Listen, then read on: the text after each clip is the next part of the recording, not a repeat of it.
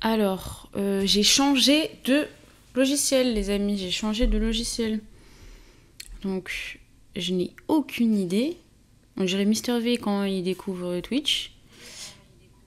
Oh, on s'entend. J'ai aucune idée de comment ça marche bien. Déjà, bah moi je me vois et je m'entends, mais bon.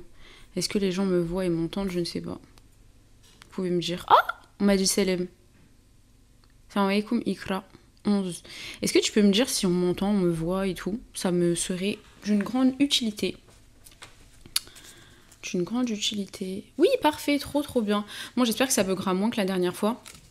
Pour l'instant, bah, vous êtes deux, c'est pas grave, on peut parler à deux. Franchement, c'est très privilégié. Ma caméra, elle est là, mais mon ordi, il est là. Du coup, bon, j'espère que ça vous dérange pas que je vous regarde pas. J'ai pris des petits jeux à Emma, les trucs comme ça, la boîte à débat. Et je sais tout. Genre, c'est des questions et tout. Deux équipes se livrent un duel de questions. Enfin bref, du coup, j'ai plein de questions pour vous. Comme dans les cours particuliers de ouf. De ouf, love you. Moi aussi, je vous love you, de ouf. Salam alaikum tout le monde. En fait, je me suis dit quoi? Vous me dites ce que vous en pensez. Je me suis dit que je streamais le mercredi et le dimanche. Que le dimanche, ça serait un thème précis. Donc comme là, dimanche, par exemple, on a parlé du travail et tout. Et que le mercredi, ça serait vraiment discussion. Parce que dimanche, quand je parlais du travail et de tout ce que j'avais à dire, bah j'avais pas trop le temps de lire les messages. Donc je me dis, c'est bien, genre T-Talk, où vraiment, voilà, je dis un peu ce que j'ai en tête et tout, parce que j'ai plein de trucs à vous dire. Là, le prochain T-Talk, je pense, ça sera sur Dubaï. Genre, ça va s'appeler Pourquoi j'ai détesté Dubaï. Ça, c'est très bankable. Donc ouais, et le mercredi, ça sera juste on discute et tout. Comme ça, on peut parler de tout, de rien. Voilà. Si ça vous va. Je sais pas. Ouais, c'est trop marrant. Vous voyez le counter en haut, là où il y a écrit qu'il y a 2 viewers? C'est faux. Hein. Parce que vous n'êtes pas 2. Moi, je vois que vous êtes 40. Donc, ce compteur-là, je sais pas si je peux l'enlever en plein truc, mais j'aimerais bien. Ça y est, là, vous le voyez plus normalement. Enfin, je pense. Attendez, je regarde. Ah bah voilà, on le voit plus. Magnifique. Voilà. Alors, j'ai un tea. En fait, j'appelle ça tea time, mais moi, je bois du café. Donc, voilà. Mais je me suis fait mon café. Bismillah.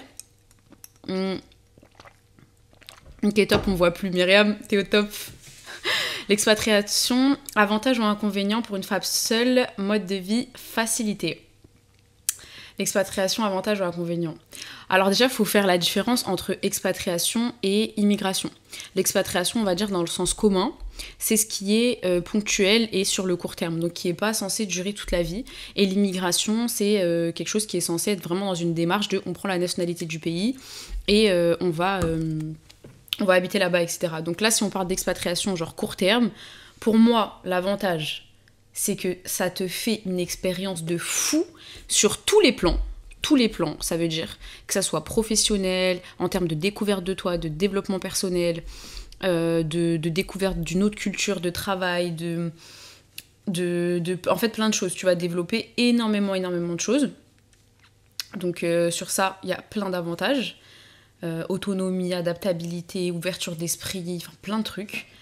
Et inconvénient pour moi, mais c'est propre à chacun, c'est le fait d'être loin de sa famille, d'être toute seule en fait, d'être toute seule dans un pays que tu connais pas, où tu vas devoir découvrir tous les codes, toutes les normes, tu seras toute seule en fait. Donc si t'as un problème, t'es toute seule. Là en plus tu me dis pour une femme seule, donc voilà, t'es toute seule. Genre moi je sais pas, j'ai été dans des pays et on m'a foncé dessus en voiture, bah j'étais toute seule. Il n'y a pas un gars qui peut venir avec moi pour voir le mec qui m'a foncé dessus, pour aller à la police, etc. T'es toute seule.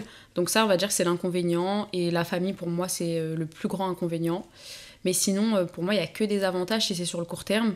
C'est une expérience de vie de ouf. Bah, dans le talk où je vais parler de Dubaï, en gros, c'est ça que je dis globalement, tu vois. C'est que c'est une expérience de vie qui m'a fait mûrir. En 2 ans, j'ai pris 10 ans, tu vois. Donc des avantages, il y en a plein. mais des inconvénients aussi, puisque ça n'a pas été non plus une partie de plaisir sur tous les plans. Léa, t'as dit que ça lag un peu chez toi. J'aimerais bien que vous me dites si pour d'autres personnes ça le fait ou pas. Pour ceux qui ont leur café, vous êtes incroyables. Coucou, vous allez bien. Gigi, ça va? Alhamdoulilah. Franchement, aujourd'hui, ça va de ouf. C'est pour ça que je me suis dit, je stream. Chez moi aussi, image lag, mais le son est ok. Ok, quand vous dites lag, ça veut dire quoi? Genre que c'est long? Ça veut dire en gros quand je bouge comme ça fait des trucs et tout. Pourtant aujourd'hui j'ai essayé de faire mieux hein, que l'autre fois, mais bon c'est compliqué. En fait je dois m'acheter une caméra, mais le problème c'est que j'ai acheté mon appareil photo il y a quoi 6 mois pour faire de la photo, parce que je pensais pas que j'allais me servir de la vidéo. Et là du coup j'ai envie d'acheter une caméra vidéo. Du coup s'il y a quelqu'un qui veut m'acheter mon appareil photo, je suis preneuse. Je l'ai acheté 1000 € et je vais le revendre, je pense, 600 ou 700 avec tous les accessoires et tout. Le son est pas assez fort. Bah attends, je rapproche le micro. Tu me dis, est-ce que... Je vais le mettre là carrément. Est-ce que c'est mieux? Est-ce que c'est mieux comme ça? Du coup, ouais, il faut que je m'achète une caméra. Et par exemple, la caméra que Squeezie utilise pour stream, bah, elle coûte 700 €. Donc c'est le prix entre guillemets de mon appareil photo. Mais il faut que je le vende d'abord parce que sinon ça fait trop d'achats d'un coup. Ouais, tu me dis s'il faut que j'augmente encore. Genre là, si je parle, ça doit être super fort de vous, non? Attendez. C'est bien, on va tous découvrir tout ensemble. Alors, comment on fait? Parce que vous voyez, il y a un volume ici, mais je sais pas si ça marche. Hop, là c'est bas, là c'est haut. Non, je sais pas. Dites-moi hein, s'il faut que je le rapproche encore plus de ma bouche. Dites-moi. J'ai essayé de regarder s'il y a un truc dans les paramètres. Micro. Là, peut-être que ça augmente. Je sais pas, vous me dites si c'est mieux. Désolée pour toutes ces perturbations. Alors, je vais répondre à vos questions, hein, vous inquiétez pas. On va dire là, on est dans les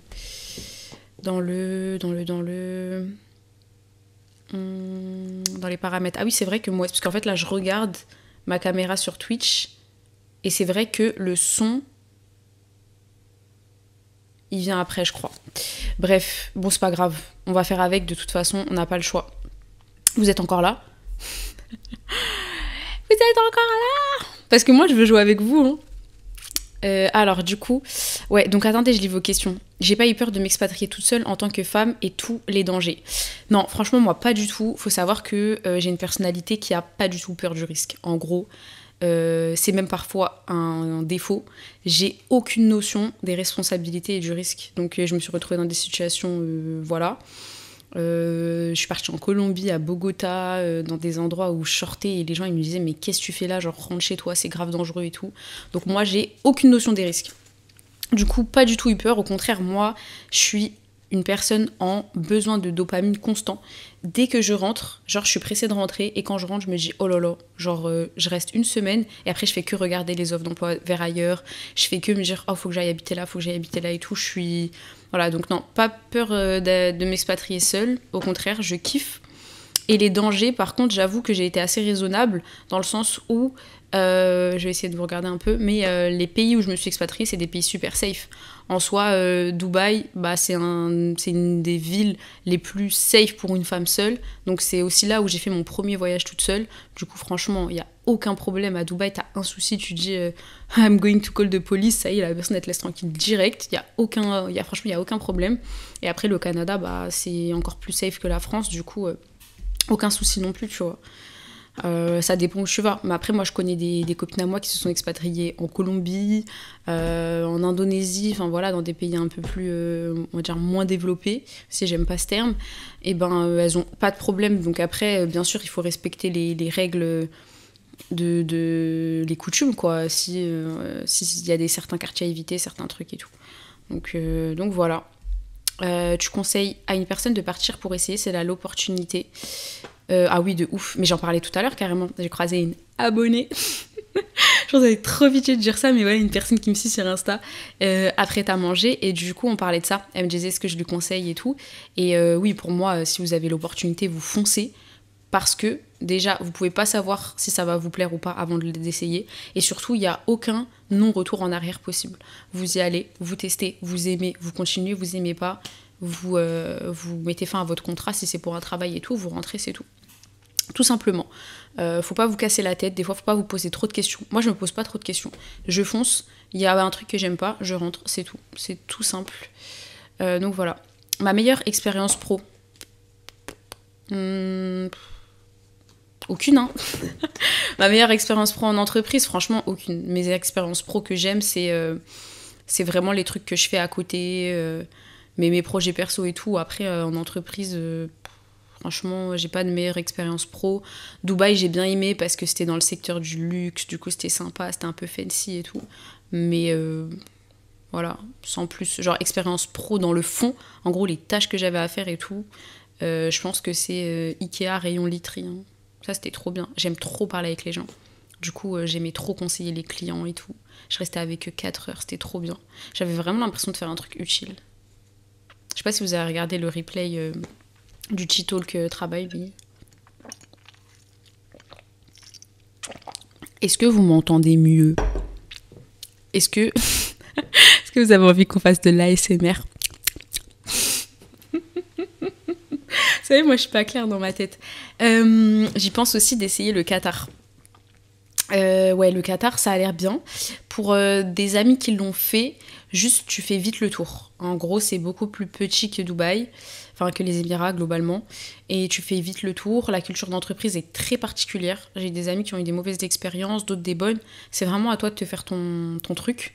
Ce qui est bien, c'est qu'après, une fois que tu es dans le secteur, tu peux prendre des avions pour l'Arabie Saoudite, pour Oman, pour Dubaï et tout. Ça, c'est top. Donc voilà.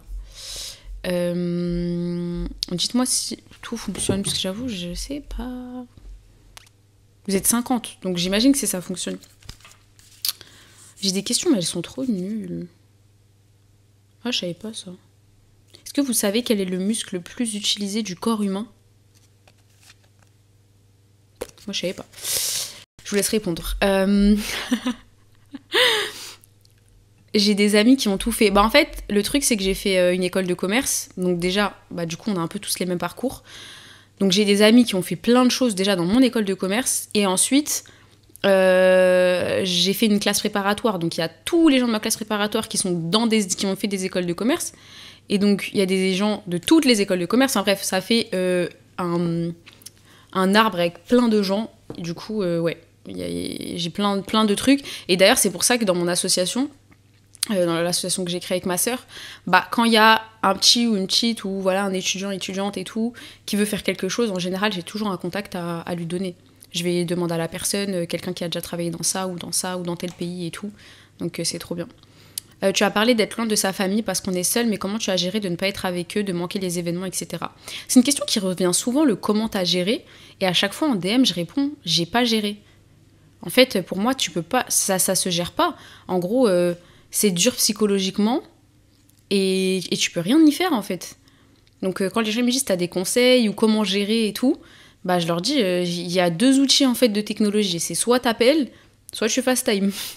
Il y a rien d'autre et t'es là. Le pire c'est pendant l'Aïd, pendant le Ramadan, pendant les anniversaires ou quand genre il y a des repas de famille et qu'ils se voient tous et tout. Et toi, t'es là en FaceTime, t'es comme une petite IA qu'on pose dans le salon, vraiment. Je sais pas si vous avez vu la série Upload sur Amazon Prime, d'ailleurs, je vous la conseille, elle est trop bien pour ceux qui aiment les enjeux un peu tech et tout. Et j'avais l'impression d'être un Upload, pour ceux qui ont vu, on me posait comme ça dans le salon. C'était dur, c'est pour ça que je suis rentrée personnellement. Ensuite, je suis repartie au Canada et c'était dur encore parce que je venais de revenir de Dubaï. Du coup, pour moi, je trouve que c'est compliqué. Donc, il y a des gens qui le gèrent très bien, parce qu'il y a des gens qui sont expatriés. Et qui sont expatriés depuis longtemps et qui le vivent bien. Du coup, ça dépend de tout à chacun et c'est pour ça qu'il faut tester. Moi, je pensais pas du tout être autant famille avant de partir. Donc, vous voyez, c'est vraiment... On se découvre. La langue, le cœur, ouais. Le cœur bat en moyenne 35 millions de fois par an. 35 millions de fois par an. dinguerie. Rien à voir. Des conseils pour bien profiter de ses études et les opportunités quand on est étudiant. Quand tu dis les opportunités, tu parles de quoi? Et bien profiter de ses études, c'est-à-dire en tirer le meilleur, enfin de tes études, ou de profiter à côté. Et Rain, tu m'as dit, j'espère que Twitch te plaît. Oui, grave. Franchement, c'est beaucoup mieux pour discuter.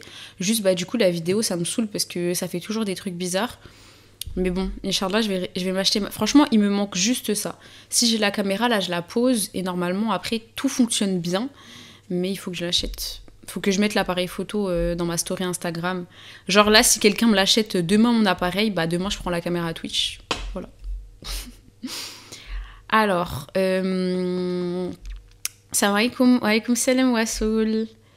C'est normal, ça bug. C'est à vous de me dire si c'est normal ou pas. Est-ce que vous m'entendez bien? Après, si c'est que l'image, on va dire, c'est secondaire.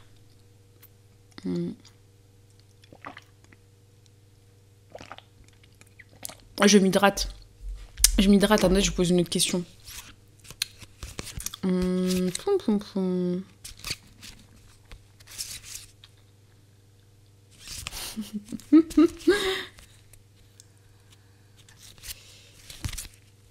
Ah ouais, je trie, hein.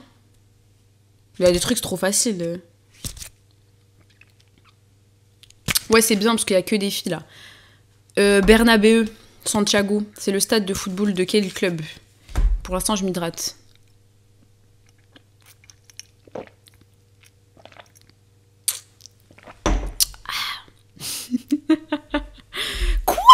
Vous avez dit Barcelone! Non mais les filles! On va ramener des gars ici là, c'est pas possible. Ouais, Barcelone c'est le Camp Nou.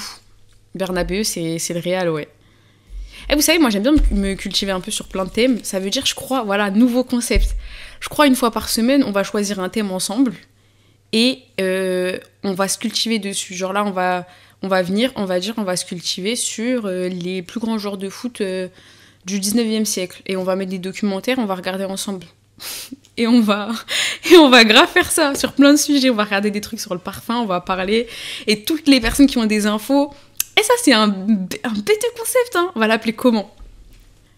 Se cultiver sur de la merde comme le foot, je vois pas l'intérêt. Pour moi, tout a un intérêt, personnellement. Sur le foot, il y a tellement de culture en termes géopolitiques, économiques, sociologiques, la sociologie des supporters, la géopolitique du football. Pascal Boniface, un des plus grands géopoliticiens du monde, qui a écrit des livres sur ça. Franchement, il y a beaucoup de choses par rapport au football, je peux te le dire. Moi, je regarde pas les matchs, mais au niveau culture liée au foot, il y a plein de trucs. Même économiquement, enfin... ne serait-ce que les impôts que les footballeurs du PSG payent en France, je peux te dire que c'est très très très intéressant. Mais bon, faut pas être aigri, hein. Faut pas être aigri sur mon Twitch. Mon Twitch, c'est de la paix et des arcs-en-ciel, s'il vous plaît. Alors, est-ce que tu as eu besoin de convaincre tes parents pour que tu t'expatries? Et en attendant, trouver un nom là pour ce concept. Je sais pas comment ça va s'appeler. C'est pas sorcier. Mais version nous. Faut qu'on trouve. Ouais, la qualité, elle est bien, mais c'est saccadé. Donc du coup, c'est la connexion, alors. Pourtant, je suis en 4G, hein. C'est ce que c'est mon iPhone qui filme. Bizarre. Ouais, franchement, s'il y a quelqu'un qui s'y connaît sur ça et que vous voulez m'aider, moi, je suis preneuse. Bientôt, Inch'Allah, j'aurai besoin de modérateur. Quand on aura percé. Ah, je suis morte. Question pour les championnes, mais c'est un peu genré, question pour les championnes. Ici, on est ouvert à tous. La géopolitique, ça sert à rien aussi, à moins que tu t'en serves pour gagner de l'oseille, sinon ça sert à rien. Alors, tout sert à quelque chose, et tout peut te servir à gagner de l'argent. En fait, quand tu cultives ton intellect et que tu cultives ta culture générale, forcément, ça développe des choses en toi. Donc, moi, je trouve ça important. Je sais pas, le jour où tu ouvres ta start-up, tu veux faire une levée de fonds, tu rencontres un actionnaire, quelqu'un qui peut mettre beaucoup d'argent, c'est un fan de foot et de géopolitique. Bah, ce jour-là, je pense que t'es content de connaître des trucs. Et en plus, oui, tu peux te cultiver sans forcément avoir la contrepartie d'argent. Après, si toi, ça t'intéresse pas, c'est autre chose. Mais moi, ça me fait kiffer. T'as le droit de vouloir que des trucs bankable rentables. Alors, est-ce que t'as eu besoin de convaincre tes parents pour que tu t'expatries? Non, pas du tout. Pour le coup, moi, j'ai pas ce problème. Mes parents, ils sont grave open. Au contraire, ils sont excités quand je fais ce genre de trucs. Ils courent partout, ils crient Ah, ma fille, elle travaille à Dubaï. Donc non, eux, ils kiffent. En plus, après, ils peuvent voyager, ils peuvent venir me voir et tout. Donc non, eux, ils kiffent. Même aujourd'hui, hein, ma mère, quand je lui parle, je lui dis comment t'as pu me laisser à 21 ans aller faire le tour du Mexique, Colombie et tout et tout. Enfin, moi, je laisserai jamais ma fille faire ça. Je veux retourner au Canada. Ça me dérangerait pas, mais pas spécialement. En gros, si c'est pour retourner dans la partie anglophone, Toronto et tout, je suis ok. Partie francophone, non, parce que j'estime avoir fait le tour. Et voilà, je suis plus chaude pour les États-Unis. Là, c'est mon rêve dans ma tête. C'est vraiment soit vers un peu New York ou soit la Malaisie. Mais pas maintenant. J'ai d'autres projets qui se situent à Paris. Tu as eu des gros coups durs durant les études, si oui, comment tu as géré? C'est dans mes tirés de talk en plus. Tout ce qui a trait aux études, parce que je sais qu'il y a beaucoup d'étudiants qui me suivent et c'est difficile parfois les sacrifices qu'on doit faire et la pression qu'il y a. Moi, j'ai fait une classe préparatoire, du coup 2 ans de... genre, j'allais vous dire de marathon, mais non, en fait c'est des sprints constants, donc c'était trop une dinguerie. Donc ouais, des gros coups durs pendant la prépa, bien sûr. En fait, c'est le pire et le meilleur de tes années d'études. Du coup, ça a été dur, hein. C'est de la pression, c'est du stress, c'est perte de confiance en soi, c'est plein de choses et tout. Donc ouais, plein de coups durs, mais bon, après ça passe, tu te relèves et tu sais pourquoi tu le fais. Mais t'inquiète, t'es pas toute seule. Perso, une personne qui a fait sociologie comme étude sera la dernière personne qui aura le droit de me donner des conseils sur quoi que ce soit. Je sais pas c'est qui a fait sociologie comme étude, mais c'est pas moi. Ouais, ça date ce commentaire, mais c'est pas moi. Moi, j'ai pas fait sociologie, mais j'aime bien, hein, j'aurais kiffé. Coucou, tu parles combien de langues? L'important est important dans le monde du travail. Est-ce que c'est important dans le monde du travail, je pense? Je suis en retard là dans mes commentaires. Perso, j'aurais été ton daron, jamais de la vie tu pars de la baraque à moins d'être marié, encore moins à l'étranger. Mais t'es pas mon daron. On peut l'appeler là, il va te dire que lui tranquille. Tu parles combien de langues? Donc je parle une langue qui est le français. Je parle le français. Après l'anglais, je me débrouille, anglais professionnel. Si c'est important dans le monde du travail, oui, à 400%, surtout l'anglais. C'est une condition sine qua non à l'expatriation déjà, à beaucoup de postes en France, en tout cas dans certains domaines. Donc s'il y a un truc que tu dois bosser à fond pendant tes études et à pas négliger, c'est l'anglais. Moi, je l'ai négligé. Et quand je suis arrivée à la fin de mon master, eh ben, j'ai regretté. Quand j'ai postulé pour travailler à Dubaï, j'ai fait 4 mois mais d'anglais intensif, franchement, matin, midi, soir. Ensuite, ça se pratique vraiment au quotidien et tout. Mais c'est trop important si tu veux pas en fait te brimer dans les postes auxquels tu vas postuler. C'est-à-dire qu'il y aura des postes où il n'y a pas de problème en fait, mais franchement il y a des trucs, par exemple moi mon rêve c'est de travailler à Microsoft ou à Apple. Déjà ne serait-ce que les fiches de poste elles sont que en anglais. Ça n'existe pas le français là-bas, donc il y a des trucs, si tu veux pas te brimer, vaut mieux bien bosser l'anglais. Je fais quoi comme boulot? Alors, je fais plusieurs choses, mais on va dire mon boulot officiel, c'est chef de projet IT en cabinet de conseil. Je suis PMO, en gros, je gère des projets dans des entreprises et tout. Je les accompagne dans leur transformation digitale. Oh, il y a Imen! Coucou! Coucou. Je vis à Toronto, c'est sympa. Quitte. Ah, trop bien. Bah, dis-nous, est-ce que Toronto, ça ressemble vraiment à New York?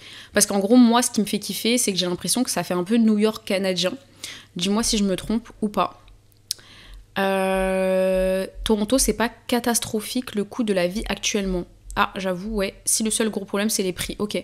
Mais est-ce que c'est plus cher que Paris? Parce qu'en soi, nous, on habite à Paris et il n'y a pas pire que Paris, j'ai envie de dire. Et quand j'ai habité à Dubaï, c'était pas non plus pas cher. Hein. Un logement, là-bas, c'est 2 000 € le mois. Hein. Alei Zombie, tu réponds avec tellement de douceur. J'essaye. Chris Fay. Oula, pardon. Il me dit I'm wait to believe why Muslims put all their face tokens to Arab from a pagan tribe. J'ai pas compris. Voilà, tu vois, l'anglais, zéro. J'ai pas compris. Qu'est-ce qu'il me dit? I don't understand what you said, Chris Fay. Il faut que tu nous parles de la vie à Dubaï, expatriation dans un pays musulman, etc. Alors ça, c'est le prochain talk. Donc je pense même en faire une vidéo YouTube, comme je vous ai dit au début, qui va s'appeler « Pourquoi j'ai détesté Dubaï ?» Ça va s'appeler comme ça. Vraiment. Lui, il est en train d'insulter. Ok, il est en train d'insulter. Mais il a insulté qui? Ouais, Muslim put all. J'ai même pas compris ce qu'il dit. J'ai pas compris. C'est ça le problème aussi de Twitch, c'est un monde bizarre. Alors, la vie à Dubaï, pour vous en parler en 3 lignes. Dubaï, j'aime pas. L'atmosphère, j'aime pas ce qu'il y a à faire et ça correspond pas à mon âme. J'aime pas. On s'ennuie vite, on a vite fait le tour et il n'y a rien à faire. Je vous fais un résumé de mon talk de dimanche. Dans un second temps, niveau spiritualité, les gens ils ont le fantasme que quand tu vas habiter soi-disant dans un pays ou dans une ville, dans un environnement musulman, ta spiritualité elle va mieux. Moi j'estime avec mon expérience en plus que la spiritualité n'est pas bornée géographiquement. La spiritualité elle est interne. Tu peux te sentir très bien dans un pays qui est pas, où il n'y a pas des habitudes, des choses qui ont un lien avec l'islam et te sentir très mal quelque part où il y a on va dire des rites islamiques. Donc voilà, c'est pas parce que, pour moi, c'est pas parce qu'il y a l'Éden et t'as une salle de prière dans ton taf et que tu peux porter ton voile librement que ta spiritualité elle va mieux en fait. Du coup, moi j'ai pas vécu mieux ma spiritualité à Dubaï, pas du tout. Parce qu'en fait la spiritualité elle est bornée et elle se nourrit de ton bien-être. Moi, mon bien-être, il est à côté de ma famille. Il est dans le fait de pouvoir, par exemple, aller dans des musées, dans le fait de pouvoir me balader dehors, de marcher. Parce que je sais pas si vous vous rendez compte que Dubaï, c'est un désert. Il fait 45 degrés, les gars. Donc déjà, tu peux pas marcher. Moi, je suis une personne qui aime marcher, j'aime voir les arbres. Enfin, bref, il y a plein de choses dans l'atmosphère de Dubaï. Oui, aux énergies, tu vois, comme tu disais. Non, pas vouloir rester dans un pays musulman, oui. D'accord, l'hypocrisie du cœur. Oui, il y a des énergies dans des villes. Et du coup, en fait, si ton cœur, il est pas bien, et donc que t'es pas dans un bien-être par rapport à toutes les choses qui t'animent dans la vie, mais comment ta spiritualité, elle peut être plus, enfin, comment elle peut glow up, en fait. Pour moi, non, c'est pas borné géographiquement. Le but de la spiritualité, justement, c'est d'être bien où que tu sois. Souvent, on parle du pèlerinage. Le but du pèlerinage est de nourrir ta spiritualité, c'est de pouvoir être en pèlerinage où que tu sois. C'est un pèlerinage intérieur en fait. Et si on a besoin d'une ville ou d'un pays pour être bien, c'est qu'il y a un problème pour moi. Donc voilà, pour moi, être dans un pays musulman, ça vient pas forcément apaiser ou assainir... Ah. Bonjour, bonjour. Nous sommes de retour après quelques petits désagréments. Des petites pauses.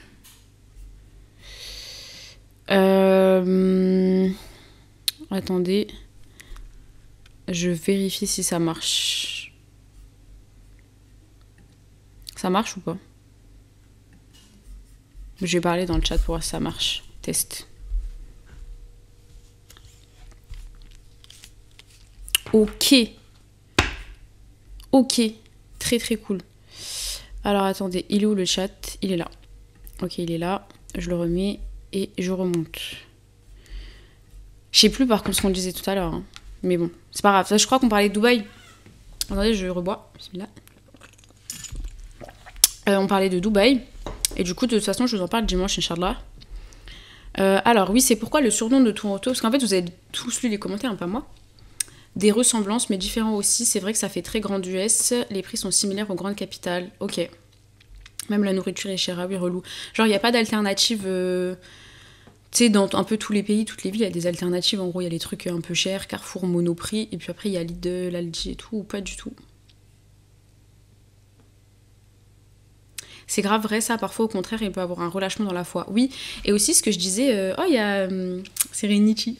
Eywa. Salam alaikum, alaikum salam. C'est ce que je disais aussi par rapport à la sororité et que je dis souvent. Vous savez, quand vous allez dans un autre pays, notamment les pays arabes, donc par exemple comme les Émirats, il y a peu de sororité et de fraternité dans tout ce qui est assise, spiritualité, etc. Parce que déjà, vous venez tous de partout, et Dubaï, c'est pas connu pour être l'endroit le plus fraternel du monde. Donc souvent, vous êtes solo, vous n'allez pas vous faire des amis très proches. Donc ça va être très superficiel. Voilà, moi je sais que là dans ma semaine, si j'ai envie d'aller à une assise avec des gens que je connais, si j'ai envie d'aller à la mosquée, je vais toujours voir des sœurs que je connais. Voilà, il y a les profs que tu connais. Enfin, c'est pas pareil. Donc il y a une certaine aisance aussi au niveau sororité et fraternité spirituelle qui est pas mal.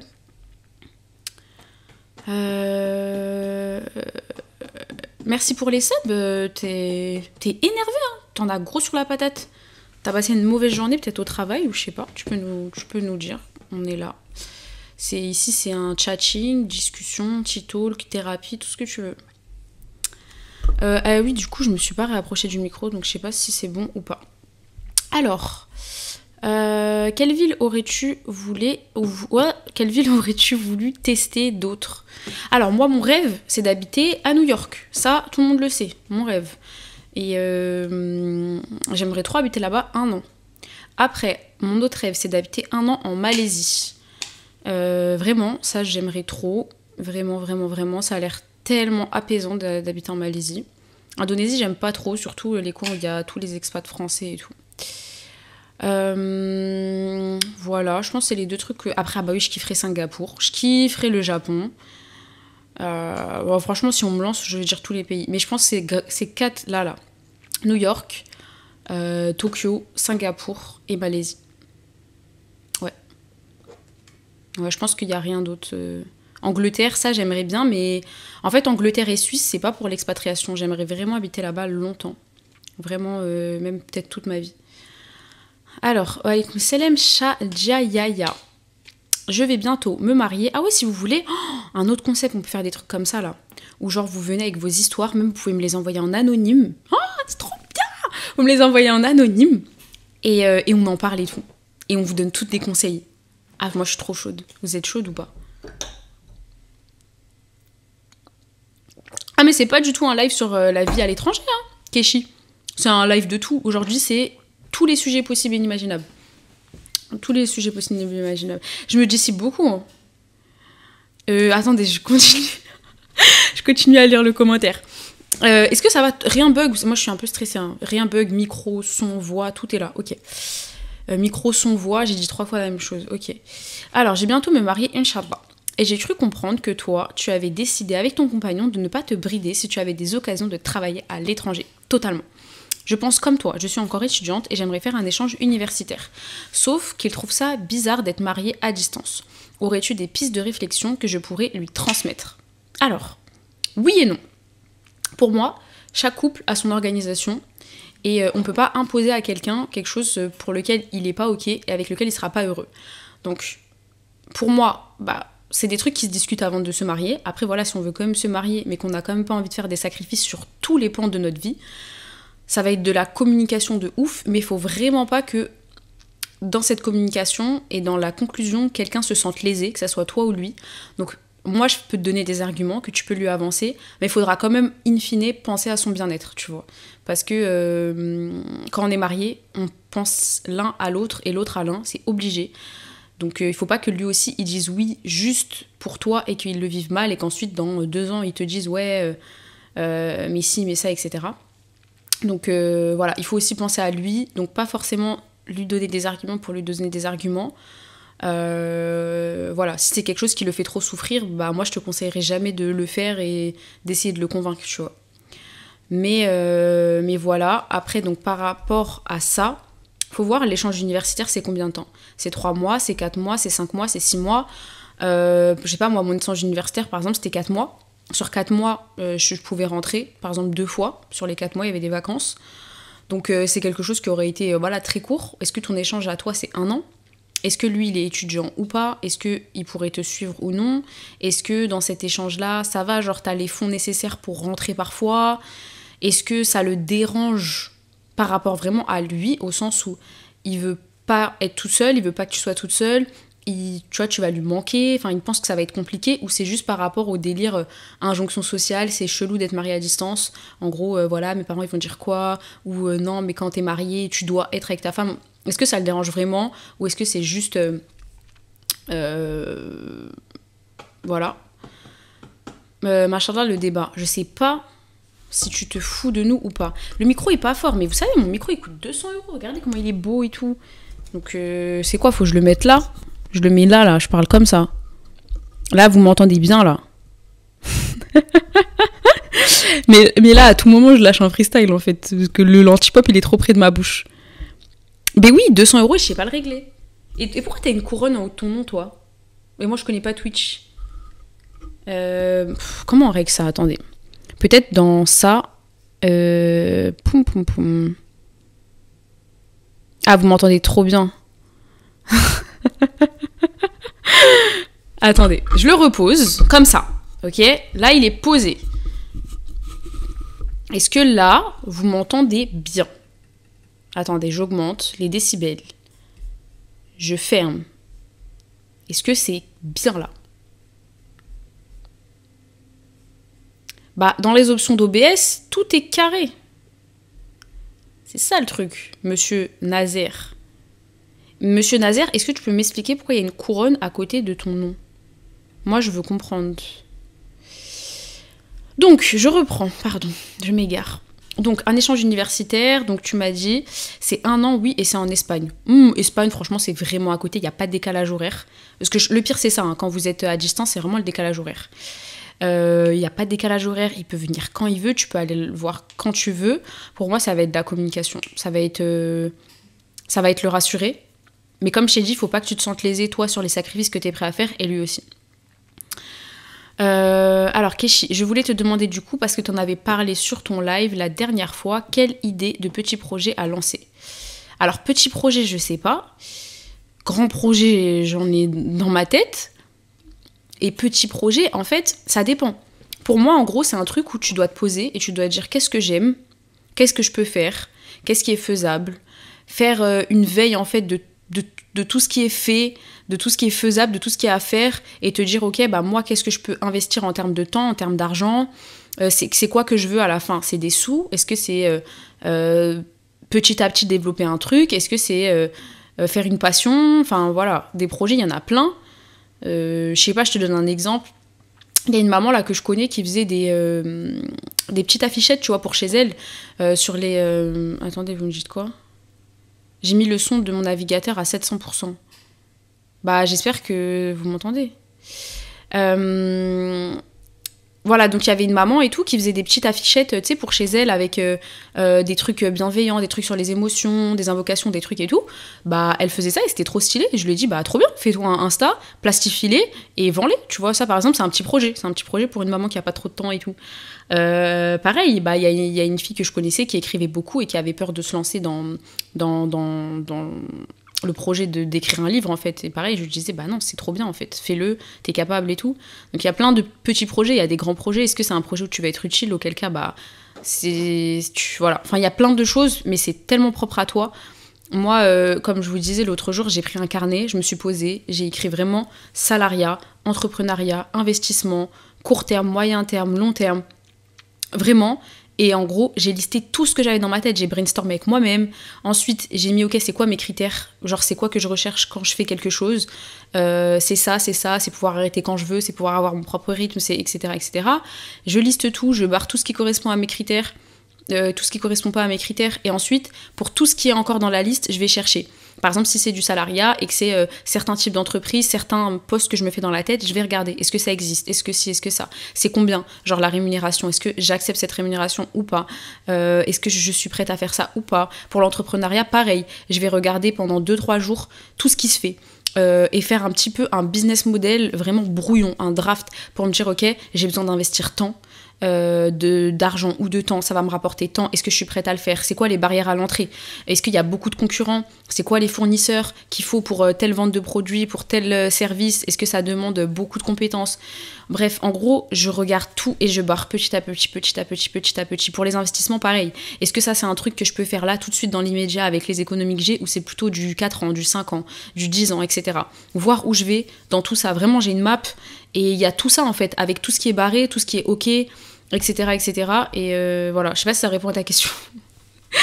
Genre, je pense que là, il faut que j'en fasse une vidéo où je vous montre tout. En fait, je prends mon tableau et je vous montre tout. Et je vous montre comment on peut essayer de brainstormer dans sa tête pour faire quelque chose à côté de ce qu'on fait. Et voilà. Donc, attendez. Maintenant, je relis tout ce que vous me dites. On t'entend très bien, carré, même quand il est posé, remets-le comme au départ, non moins qu'avant, let's go communiquer, je t'entends très bien, tu peux faire ton top 3 livres, ok, je prends les questions, tu peux faire ton top 3 livres, premier livre, top 1 ever, ça, pas de débat, c'est Patience dans l'azur de Hubert Reeves et Paul Valéry.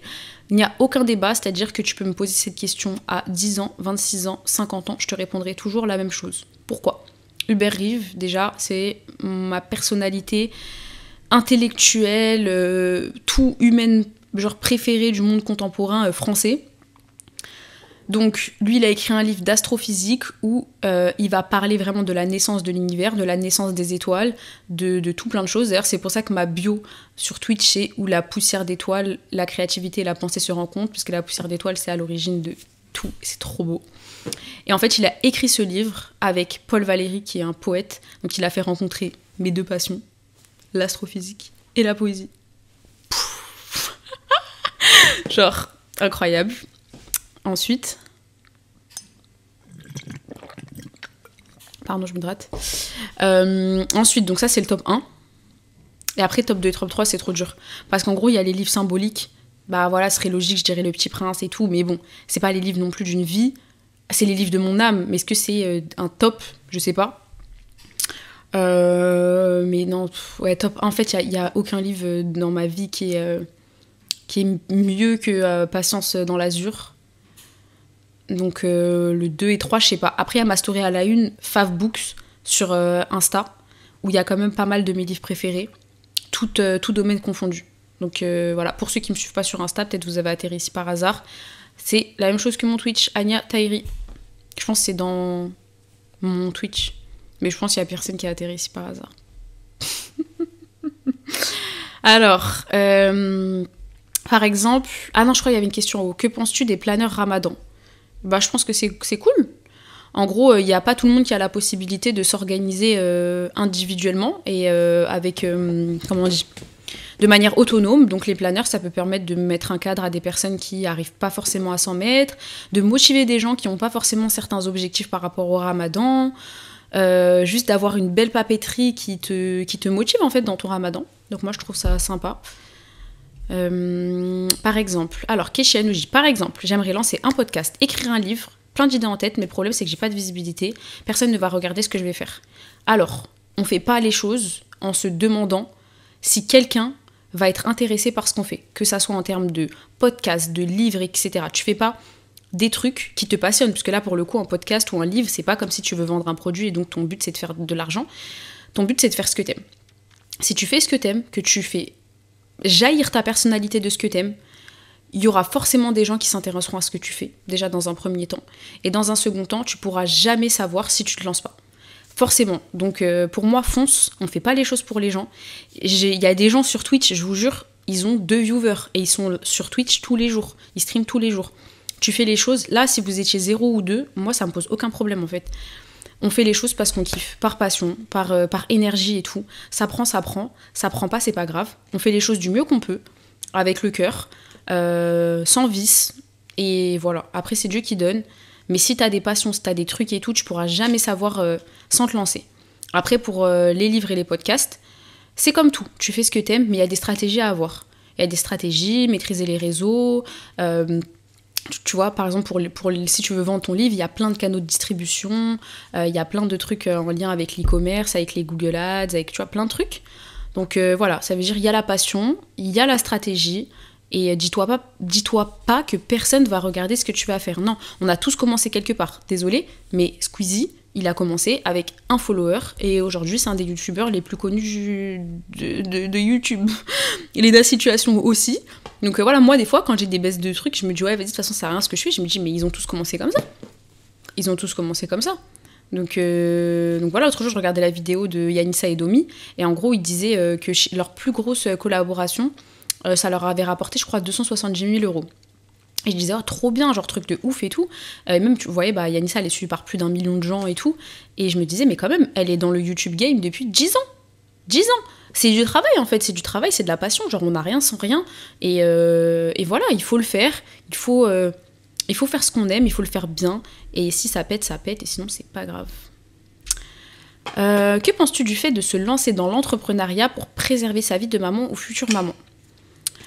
Alors, moi, je pense que l'entrepreneuriat, c'est pas fait pour tout le monde. Il y a un mythe un peu par rapport à l'entrepreneuriat. C'est pas fait pour tout le monde. Ça peut être un compromis quand on est maman parce qu'on peut gérer sa vie entrepreneuriale et sa vie de maman de manière pas équilibrée, mais en tout cas à ton rythme. Donc, tu peux le faire un peu comme tu veux. L'entrepreneuriat, après, c'est pas de tout repos dans le sens où, normalement, l'entrepreneuriat, c'est garant de toi et de ton travail. Donc, plus tu as du temps, plus tu fournis des efforts et plus tu auras des résultats. Après, il y a le, entre guillemets, petit entrepreneuriat, ça veut dire que tu vas y mettre moins de temps, mais tu vas avoir quand même quelques résultats, et ça peut te suffire amplement. Des fois, le salariat, c'est mieux pour une maman. Moi, je suis dans une entreprise où on a des politiques de diversité par rapport à la parentalité qui sont top, où tu peux travailler 4 jours au lieu de 5, où tu es en télétravail tout le temps, voilà, où des fois, t'es pas overbooké par plein de tâches et tout, donc des fois, ça peut être bien. Donc voilà, après ça dépend ce qu'on fait, etc. Mais l'entrepreneuriat, je pense que si tu fais un truc qui est pas trop prenant, qui te fait kiffer, ça peut être bien par rapport à une vie de maman, parce que si c'est un truc où tu peux être de chez toi et tout, ça peut être cool. Yes, go faire YouTube. Bah oui, grave. Alors, tu fais quoi sur Twitch ? Va écrire ton livre. Il faut de toutes les activités pour faire un monde. Tu penses quoi de l'extrême droite ? Je pense quoi de la politique en général, déjà ? Moi, je pense qu'il y a une grosse crise, c'est vraiment, il y a une grosse crise tout identitaire, politique, spirituelle et tout dans le monde, et que l'extrême droite et un peu toutes les dérives politiques, sectaires, identitaires et tout, c'est que des résultats, en fait, de cette crise intérieure, économique, sociale et tout. Je pense que les gens, ils ont besoin de se retourner vers des choses, en fait, vers de la haine, vers de la peur, de trouver un but commun, de trouver un ennemi commun, d'avoir des revendications négatives, parce que ils sont tellement aliénés, la société, elle est tellement aliénante. Je leur en veux même pas, en fait, parce que c'est... En fait, ils trouvent un but là où ils peuvent en avoir. Donc j'en pense rien spécialement, hein, voilà. Moi, j'aimerais bien un monde juste, un monde sans inégalité, et voilà, mais bon, on peut faire ce qu'on peut à notre échelle, et après le reste, c'est Dieu qui est au contrôle. J'aimerais bien apprendre l'arabe, ouais, pourquoi pas. J'ai fait de l'arabe à la fac, enfin en école. Après j'ai essayé d'apprendre l'arabe et tout, mais bon, c'est un peu dur. Et du coup, bah un jour peut-être, Inch'Allah.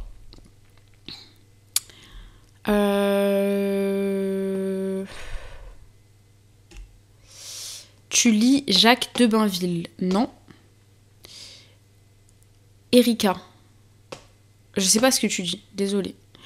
Aley, Le Petit Prince. Le Petit Prince, point d'interrogation, égale Le Petit Prince meilleur livre ou pas? Alors, tu regardes parfois les vidéos d'Idriss Aberkane? Non, pas spécialement, mais j'ai rien du tout contre lui. Je sais qu'il est beaucoup critiqué. En fait, lui, c'est soit tu l'aimes, soit tu l'aimes pas. Il y a soit des gens qui le kiffent, soit des gens qui le critiquent, et que voilà, bon, on va pas perpétrer les critiques envers les gens. Mais voilà, moi, j'en pense rien. C'est un mec super intelligent qui fait ce qu'il aime, et voilà, hein, tu kiffes pas, tu cliques pas. Tu fais quoi comme travail? Désolée si tu l'as déjà dit, je viens d'arriver.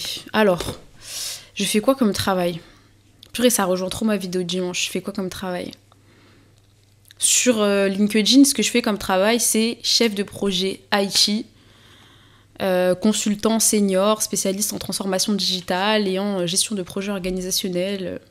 Donc ça, c'est mon travail. Après, ce que je fais à côté, c'est quoi? C'est écrire des livres, enregistrer des podcasts, créatrice de contenu, présidente d'une association. Là, je suis en train d'ouvrir mon entreprise. Voilà, j'accompagne aussi les PME et tout dans leur transformation globale, organisationnelle et tout. Mais on va dire LinkedIn, c'est ça. Je suis PMO, ça s'appelle Project Manager Officer. Je gère des projets et j'accompagne les entreprises dans des projets divers et variés. Grosso modo, ce que ça veut dire, c'est quoi? C'est de l'organisation, de la planification, de la coordination entre plusieurs parties prenantes, enfin plein de choses. Ça peut être, c'est très vaste. Donc si vous avez besoin que j'explique plus, ou même ce que c'est un consultant et tout, j'ai souvent ces questions-là. Hein, c'est quoi un consultant IT? C'est quoi ci? C'est quoi ça? Il n'y a pas de problème, vous me dites. Bien maintenant, tu es fière d'être française. Fière d'être française. Bah, déjà, c'est quoi la fierté? Parce que déjà, est-ce que je suis fière d'être moi? Est-ce que je suis fière d'être née?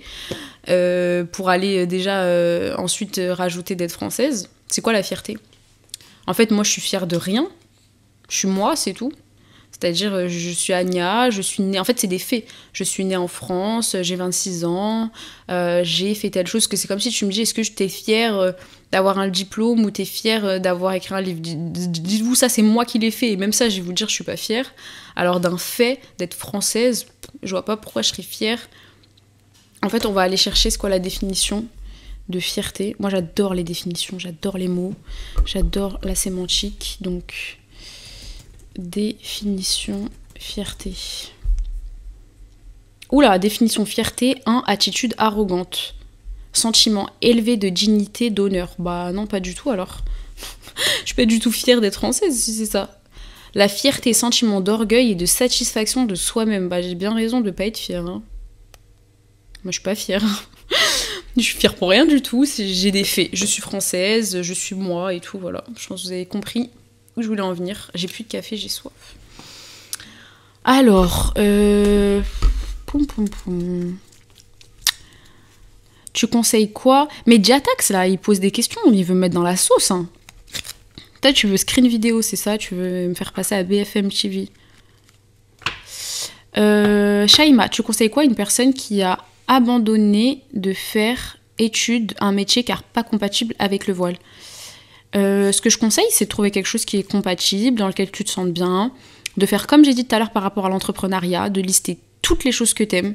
Je te donne un exemple, je sais pas, moi il y a quelqu'un qui vient me voir et qui me dit ouais, moi je kiffe la créativité et tout ce qui touche un peu, voilà, pas à l'art, mais à l'art, au design, à la culture, graphique et tout, tu vois. Par rapport à ce petit truc, mais tu peux lui proposer un million de choses. Tu peux lui proposer du e-com, tu peux lui proposer du marketing digital, tu peux lui proposer des études en architecture, tu peux lui proposer des trucs en lien avec l'audiovisuel, tu peux lui proposer du graphique. En fait, il y a trop de choses. Tu peux lui proposer de la communication dans des trucs super innovants et tout. Donc voilà, en fonction d'un truc que t'aimes, il peut y avoir plein de choses. Et après, dans ces choses-là, à partir du moment où ça se fait en entreprise et qu'on n'est pas dans le secteur public, tu pourras toujours trouver de la compatibilité. Compatibilité, ouais, c'est ça. Donc ouais, moi ce que je conseille, c'est de se poser, de réfléchir, qu'est-ce que j'aime pas. Est-ce que le truc sur quoi je me suis lancée, c'est le seul truc que j'aime? Est-ce que c'est ma vocation? Est-ce que c'est vraiment... voilà, c'est le seul truc que je peux faire? Ou je me suis mis ça dans la tête, mais en fait, il y a plein de choses, tu vois. Après, oui, si tu me dis là, mon rêve, c'était d'être avocat, bah, ok, tu vois. Mais si c'est quoi que t'aimes dans être avocat? Donc là, il faut qu'on creuse. C'est quoi la valeur qui t'anime? T'as envie de défendre des injustices? T'aimes bien le droit? T'aimes bien... tu vois. Et là, on peut essayer de trouver plein d'autres trucs. Plein d'autres trucs pour appliquer ces qualités-là à d'autres métiers et tout, tu vois. Donc c'est ça, on se pose et voilà. C'est que la gauche qui l'aime pas Idriss, MDR. C'est vrai, un petit peu. Mais je trouve que les gens qui l'aiment pas, c'est aussi... Mais de toute façon, c'est comme ça dans le monde, c'est un peu... Pour moi, c'est beaucoup de jalousie. Hein. Dès qu'il y a quelqu'un qui perce, qui fait un truc et tout, bah voilà, on va dire ce qu'il fait, c'est du bullshit. C'est pas vrai, il parle de ça, mais il sait pas de quoi il parle, machin. Il raconte des bobards. C'est trop marrant les mots comme ça, bobard. Ça, c'est trop les mots de Jimen. Même je sais pas si t'es là, mais bobard, bagnole, tout ça là.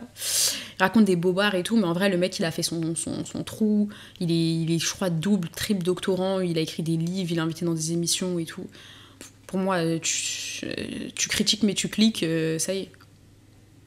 J'ai essayé de deviner ton top 3. Bah, en fait, Le Petit Prince, c'est le livre de mon âme. C'est vraiment, pour moi, c'est l'extension de mon âme.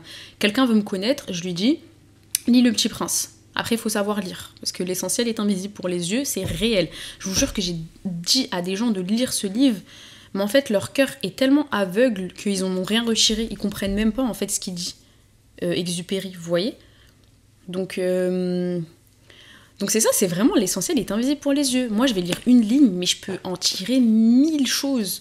Et il y a des gens, non, pas du tout. Donc ouais, Le Petit Prince, c'est pas que c'est mon livre préféré, c'est que c'est le livre de mon âme en fait.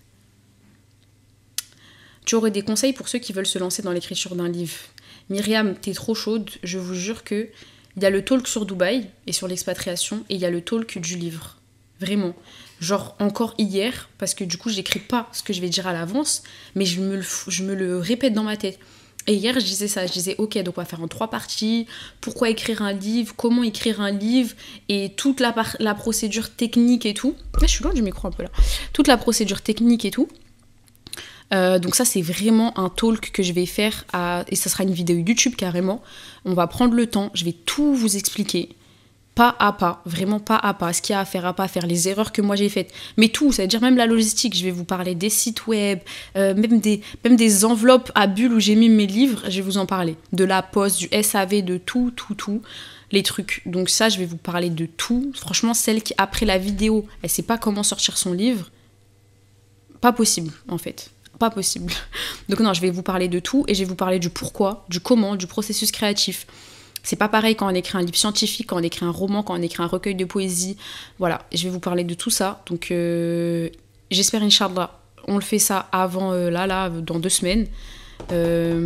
Si j'ai ma caméra, ce serait mieux. Si vous voulez faire une cagnotte. Non, je rigole, pardon. Alors... j'ai utilisé une amérante pour mon bac blanc de français pour le parcours alchimie poétique passionnant. Waouh, Amel, mais incroyable. Mais incroyable. Je me tais pas souvent, mais quand je me tais, c'est que c'est incroyable. T'as utilisé mon livre pour ton bac blanc de français. Ça m'intrigue.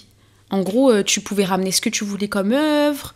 Alchimie poétique, déjà, c'est magnifique. J'ai envie d'écrire un autre livre et de l'appeler comme ça. Alchimie poétique, parce qu'en plus dans mon livre je parle de l'alchimiste, de l'anoblissement du plomb à l'or et tout. Alchimie poétique, c'est trop beau. Oh, j'aime trop. Faut que tu nous racontes. Amel, est-ce que tu peux nous expliquer? En gros, tu devais ramener une œuvre à toi, ensuite t'as fait quoi? T'as eu combien? Parce que si t'as pas une bonne note, tu me dis, moi je les appelle. Mais c'est trop bien. Et en fait là, je parle pas parce que je suis émue.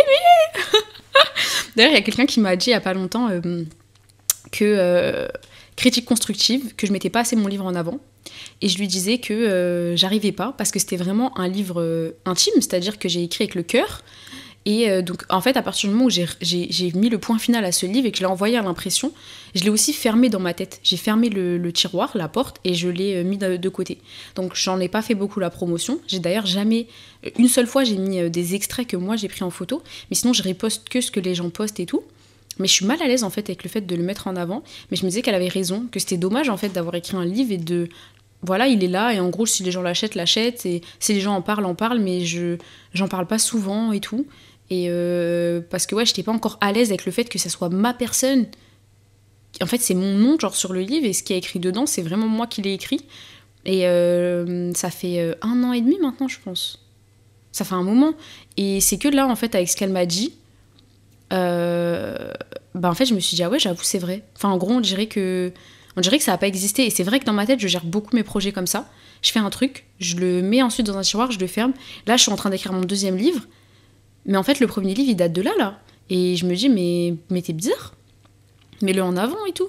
Mais ouais, j'avais pas encore fait le travail, je pense, intérieur, de me dire que, ok, c'est vraiment moi dedans. Et là, même avec Twitch et tout, ça va m'aider.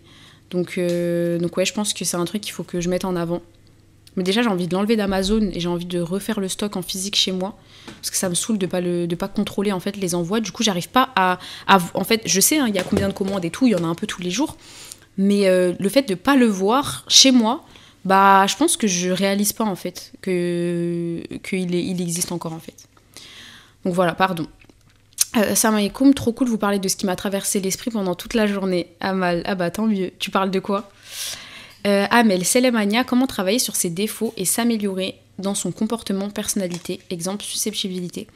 Alors, je te renvoie au podcast La noblesse de caractère qu'on a fait avec Imen, qui parle de ça, qui est très intéressant. Pour travailler sur ses défauts, pour répondre succinctement, déjà il faut choisir les défauts sur lesquels tu veux travailler, ceux qui t'importent le plus. Il faut, parce que tu peux pas être sur tous les fronts, il faut te nourrir des qualités des gens qui sont à l'opposé de ton défaut.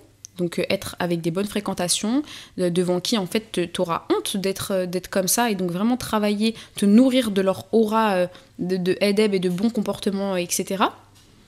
Et ensuite, l'autodiscipline. Il y avait une question, je crois, par rapport à l'autodiscipline, c'est ça en fait, c'est à la fin de ta journée, tu te poses et tu te dis, ok, là je crois aujourd'hui, j'ai été susceptible 2 fois, j'ai fait la gueule 2 fois après qu'on me dit quelque chose, alors que ça n'avait pas lieu d'être, c'était trop, donc non, c'est pas bon. Et se dire, ok, demain, si je revis ce genre de situation, non, là, c'est bon, je le fais pas. Et il y a beaucoup aussi de, comment on dit ça, pas d'autodiscipline, c'est pas ça que je voulais dire, mais d'auto mise en non-zone de confort, pardon. En gros, il n'y a que si tu es confronté à des situations où ton défaut peut ressortir, bah, que tu peux voir si tu l'as travaillé et que tu peux le travailler. Ça, c'est logique. Quand tu veux être forte en maths, tu vas faire des exercices de maths, au début, ils vont te mettre en difficulté, et avec le temps, eh ben, ça va être mieux. Bah, là, en fait, c'est pareil. Du coup, il faut que tu te confrontes à des choses qui te font mal, à des choses qui vont te mettre en difficulté. Pardon, je regardais quelque chose. Qui vont te mettre en difficulté. Donc voilà, c'est ça. Mais le podcast, il est un peu plus complet. Et je pense se nourrir aussi des personnalités inspirantes à travers tous les temps. Sur leur personnalité et tout, ça aide beaucoup. Keshi, grave vrai sur ton compte Instagram, c'est rare que je le vois. Bah ouais, moi aussi, c'est rare que je le vois, je te jure. Hier, en fait, j'ai vu sur Twitter qu'il était passé. Et je me suis dit, ah oui, il existe et tout. Et bref. Alors, Amel, je te lis, ça m'intéresse fortement. Alors oui, pour le bac de français, il fallait ramener une œuvre en lien avec un des parcours étudiés, et moi j'ai amené le tien parce que selon moi, il était en lien avec le parcours de Baudelaire dans Les Fleurs du Mal, Alchimie poétique, la boue et l'or. J'ai trop kiffé ton livre, haha, j'avais tellement de choses à dire, c'était passionnant. J'ai eu 14 sur 20, mais les points sur le livre étaient seulement sur 8, donc je pense avoir eu 7, 8 ou 8, 8 parce que j'ai un peu raté le reste. Oh, trop mignonne. Qu'Allah fasse que t'es encore plus... dans le vrai bac et dans tous tes projets, dans tes études et tout. Franchement, trop stylé. J'aimerais trop savoir ce que t'as dit, franchement. Incroyable. J'adore. Amal. Alors, de ce que je veux faire de ma vie, de ce qui m'intéresse, d'écrire un livre, bref, un peu tout, c'est dingue. Wallah. Allah met des gens dans notre route pour des raisons toujours, même si c'est juste le fait de réaliser qu'on n'est pas la seule à y songer. Grave. Et ça aussi, vraiment, je vais en parler dans ma vidéo, et vraiment, qu'Allah te donne le courage et illumine en fait ton cerveau et ton cœur pour aller au bout de ce genre de projet. Attendez, ce qu'ils me disent quoi? Ouais. Mais ça aussi, je vais en parler, et je vous jure que quand j'ai sorti mon livre, subhanallah, ça c'est trop... Franchement, quand tu vois ça, c'est pas en mode par rapport à moi, hein, c'est vraiment... Mais je me dis, tout le monde a des choses à faire. Quand j'ai sorti mon livre, franchement, quelques mois après, il y a plein de livres qui sont sortis, de sœurs qui osaient pas.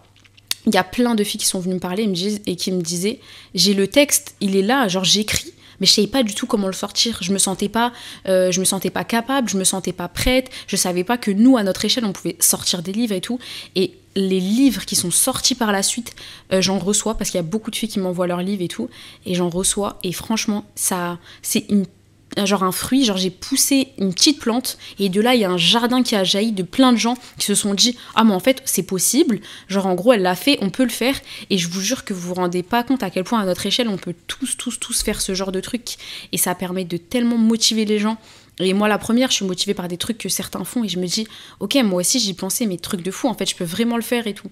Donc vraiment, vous brimez pas. Mais moi, je suis trop contente quand vous me dites ça, quand vous me dites que vous voulez écrire des livres ou que vous voulez faire des podcasts ou que sais-je. Si je peux vous donner toutes les clés pour y arriver, si je peux vous faire des vidéos où je vous explique même comment créer votre podcast et tout, mais il n'y a pas de problème.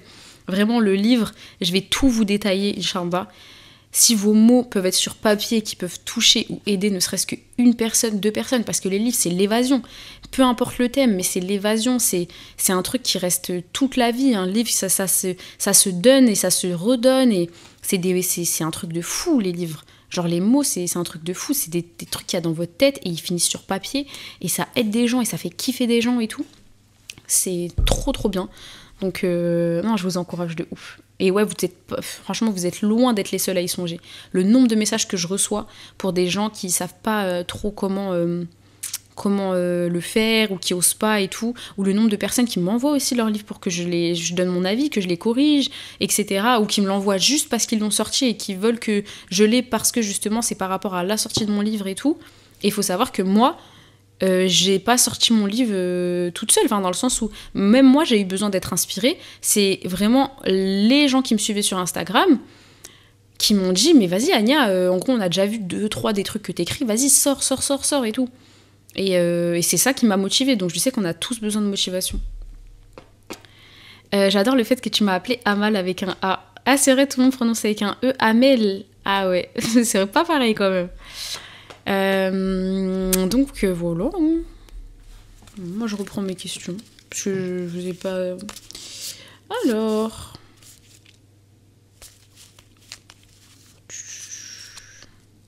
vrai ou faux, il est impossible de dépenser 2 fois le même bitcoin. Là, on est sur des sujets qui m'intéressent. Oh là là, vous savez, moi, je kifferais faire des podcasts business, techno et tout. Enfin, je peux vous parler de crypto-monnaie pendant 10 heures. Et aussi du non-sens qu'il y a derrière dans ma tête. C'est un peu comme le travail. Tout est une métaverse pour moi dans le monde. Tout est bizarre. Que ce soit la spéculation sur les sneakers ou sur les crypto-monnaies, tout est étrange. Comment trouver le genre littéraire dans lequel on va écrire ? Je pense que ça dépend ce que t'aimes lire, déjà. Ça dépend ce que t'aimes écrire. Ça dépend ce qui te fait kiffer. Ça dépend quel public tu veux toucher. Ça dépend de plein de choses. Mais déjà, le genre littéraire, il va dépendre de ce que toi tu lis et de ce que toi t'écris, forcément. Par exemple, moi, je n'aime pas les romans. Je n'aime pas lire des romans et je n'aime pas écrire des romans. C'est logique. Je n'aime pas les fictions. C'est très rare que j'en lise. Donc voilà, je pense que ça dépend de ça. Hein. Alors, s'il te plaît, Ania, de quoi parle ton livre ? J'en ai entendu parler, mais je ne sais pas quel est le genre, le thème. C'est un recueil poétique et bride de pensée. Donc c'est... Ouais, je pense que c'est comme ça hein, que je l'appelle. Moi, je l'ai appelé le nuage de mon âme. Voilà, c'est le nuage de mon âme qui est mis sur un livre. Avec des petites correspondances amoureuses. Si vous voulez, un jour, on se fait un tea time et je vous lis des passages et je vous dis ce que je voulais dire dans ces passages-là. Ça, c'est très intéressant. En fait, il faut que je regarde la rediff, hein, parce que je vous parle de 1000 concepts et j'ai rien retenu. Alors, je repose ma question. As-tu des conseils pour s'auto-discipliner ? Alors, 1. Se mettre des objectifs. Très important. 2. Se forcer à faire les choses même quand on n'a pas envie. 3. Faire des déclarations publiques. Donc, par exemple, dire à quelqu'un... Ouais, moi, je m'engage à faire ça. Ça met la pression de ouf. Par exemple, moi, quand je devais sortir mon livre, j'ai dit sur Insta, je vais sortir mon livre. Donc ensuite, je recevais des messages, c'est quand que ton livre il sort ? Même quand je voulais plus le sortir et que je voulais plus écrire, ça met la pression. Et voilà. Globalement, moi, je dirais ça. Mais les objectifs, c'est très important pour s'autodiscipliner. En gros, tu veux t'autodiscipliner, ok. Mais pour arriver à quel objectif, c'est quelle fin, c'est voilà. Et les récompenses. Moi, je suis très dans le circuit de la récompense. Les psychologues, peut-être, ils te diront, c'est pas bien. Moi, je suis très dans le circuit de la récompense. Quand à la salle de sport, je suis KO, je me dis, vas-y, Ania, t'es une bonhomme, fais-le. Et après, tu vas t'acheter une bête de pâtisserie à la pistache. Ça m'aide. Alors, depuis quand t'es passionnée de littérature ? C'est aussi dans mon talk sur les livres. Je suis trop chiante. Mais c'est le début où je vais vous parler un peu de ma relation à la littérature, à l'écriture et à la lecture. Globalement, depuis que je suis petite. Moi, je faisais des concours de lecture quand j'étais en CP. Vraiment, j'ai lu Les Malheurs de Sophie en un week-end, des tomes de 900 pages comme ça et tout. Donc, depuis petite. Et ensuite, à l'adolescence, on se perd un petit peu. Enfin, pour ma part, je me suis perdue un petit peu. J'ai arrêté de lire et j'ai redécouvert ça un peu au début de la prépa. Alors, les finances, business et l'islam aussi, je me pose beaucoup de questions. Bah vas-y, on va en parler. Ça, c'est franchement, dans les gens que je veux interviewer, il y a beaucoup de trucs en rapport avec ça, que ce soit business, entrepreneuriat et tout et tout. Donc on va en parler, il y aura beaucoup de gens qui vont venir parler de plein de choses, des classes populaires, de la socio, j'espère, Inch'Allah, des auteurs, enfin plein de trucs. Il me faut juste une caméra. Je refais ma pub. Si vous voulez acheter mon appareil photo, c'est un Lumix GX9 que j'ai acheté dans un pack à 1000 €, avec 2 batteries, 3 objectifs, qui fait des super photos de rue, magnifiques. Franchement, j'ai utilisé 4 fois, incroyable, mais j'ai besoin d'un appareil qui fait webcam, parce qu'il a une qualité vidéo de ouf, hein, c'est 4K. Sauf que le problème, c'est qu'il ne se connecte pas en webcam à un ordinateur. Il me faut un appareil de vlog un peu. Voilà, pub finie. Alors... En plus, je méditais le verset d'Allah dans la sourate Al-Qalam. Celui qui a appris avec la plume a appris à l'humain ou l'humain ce qu'il ne sait pas. L'écriture nous apprend à nous comprendre, à aider les autres à se comprendre totalement. Mais la lecture, c'est un truc de ouf. Vous vous rendez compte qu'on a dans des cahiers des pensées de gens qui étaient là il y a des siècles. Genre, on a toute la connaissance. Genre, il y a des gens qui ont fait des recherches, des trucs et tout. Toute leur connaissance, elle est là dans des livres et nous, on peut y avoir accès. C'est un truc de ouf. Ça serait trop cool que tu nous lises des passages et que tu expliques. Ok, vas-y, prochain tea time, Inch'Allah, on fait ça. Vous n'avez pas répondu pour le Bitcoin, par contre. Faut répondre.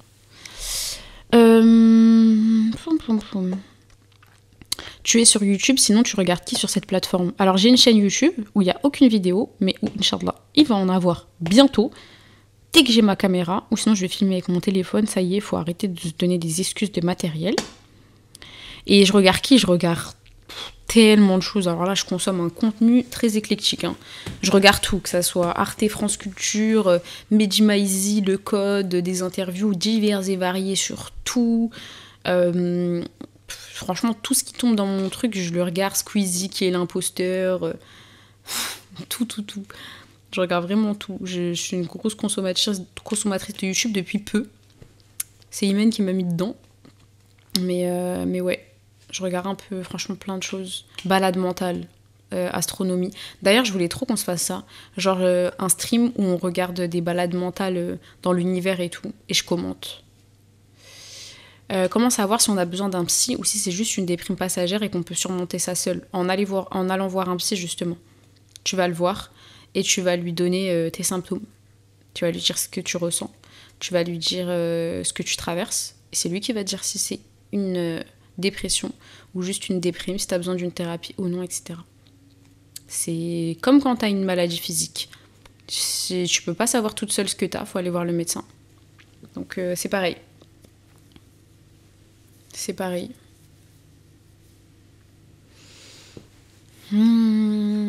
Par quel instrument tu te cultives le plus?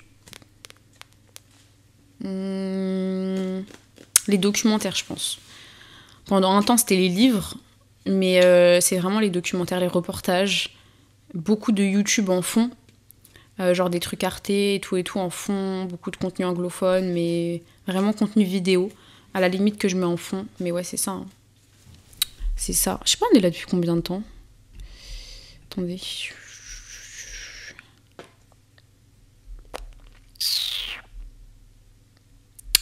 Ah, t'as commencé à rédiger ton deuxième livre.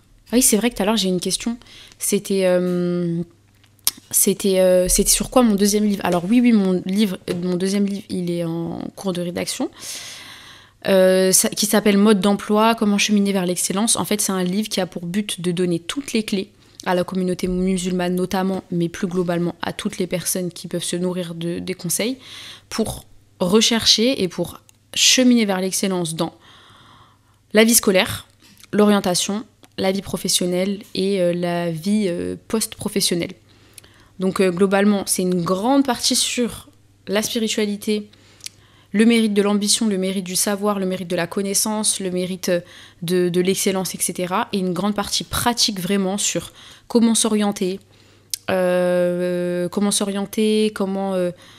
vivre sa vie en entreprise quand on est, par exemple, une femme voilée, les entretiens, le CV, comment réviser, comment se cultiver. C'est un mode d'emploi très dense, mais très pratico-pratique. Il y a une première partie vraiment pour motiver. Donc, pourquoi Dieu, en fait, comment Dieu nous motive à aller vers cette excellence. Et ensuite, il y a vraiment une partie pratique qui est tous les conseils que je pourrais vous donner avec mes propres témoignages. Ça va être parsemé de beaucoup de sociologie sur les inégalités scolaires, sur la méritocratie, sur plein de choses. Vraiment, voilà, un mix de plein de trucs, mais qui va faire en fait, c'est moi dans un livre sur vraiment mon parcours et comment vous pouvez en tirer des leçons pour faire mieux. Et en même temps, vous nourrir des choses qui ont réussi chez moi. Voilà, par exemple, en annexe, on aura 20 fiches profils de personnes inspirantes de la communauté musulmane notamment, de femmes, etc. Avec c'est quoi leur métier, quel diplôme elles ont eu, quel parcours, c'est quoi les freins qu'elles ont rencontrés, c'est quoi une journée type et tout. Voilà, il y a ça. Ça va parler aussi de l'expatriation, justement, le mythe de l'expatriation, le pourquoi du comment je me suis expatriée. Plein de choses, en fait. Toutes les questions qu'on pose, elles vont être dans un livre. Et c'est vraiment l'excellence dans tout ce qui est scolaire et travail. Avec mon témoignage, mes conseils pratiques, de la spiritualité et de la sociologie, pour faire très court. Voilà. Alors, tu conseilles quelle chaîne de reportage ? Bah, globalement, moi, c'est très Arte, très France Culture, tous les trucs que je regarde, y a aussi beaucoup de Netflix, tous les caches investigation, y a quoi d'autre ? Après, moi, je kiffe les chaînes... Canal+, National Geographic, Science, tout ça. Mais globalement, il n'y a rien de précis. Moi, je mets YouTube, j'écris documentaire, Intel et tout, mais Arte, il y a trop de quoi faire. Il y a un documentaire par heure qui sort. Donc voilà. Je suis partante pour discussion Bitcoin et les balades dans l'espace aval. Trop gentil, vous êtes partante pour tout. Tu regardes quoi comme type de reportage ? Tout. Franchement, moi, je suis une boule à facettes. Je vous jure, tout m'intéresse. Je regarde tout. Parfum, astronomie, magasin, économie, finance, sport, tout, Formule 1, vraiment tout. En fait, je mets YouTube, il y a mon feed là avec tout, et je regarde et je mets, je sais pas, tout. Si vous voulez, je peux vous mettre mon historique YouTube. Quand tu regardes un docu, comment tu fais pour retenir l'essentiel des infos ? Bah franchement, je regarde avec intérêt. Je retiens, je retiens pas, c'est pas grave. Voilà. Je fais rien, je fais pas de...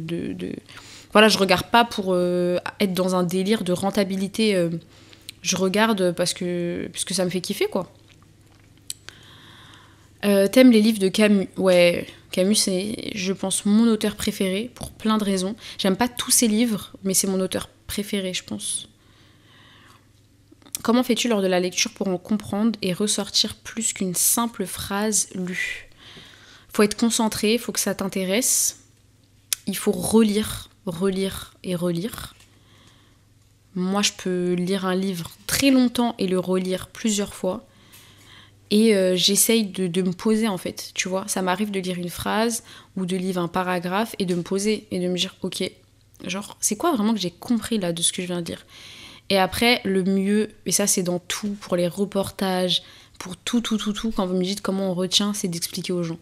Moi, quand je lis un truc ou que je regarde un truc qui me fait kiffer, direct, j'appelle quelqu'un et je suis en mode oh là, j'ai lu ça, c'est une dinguerie, et t'as vu la plante, en fait, elle respire comme ça et comme si. Et dans le reportage, il disait que ça et tout. Quand t'expliques, c'est obligé que tu retiens. Question HS, mais comment vous êtes rencontrés avec ton mari ? Ouais, grave, HS, amis en commun.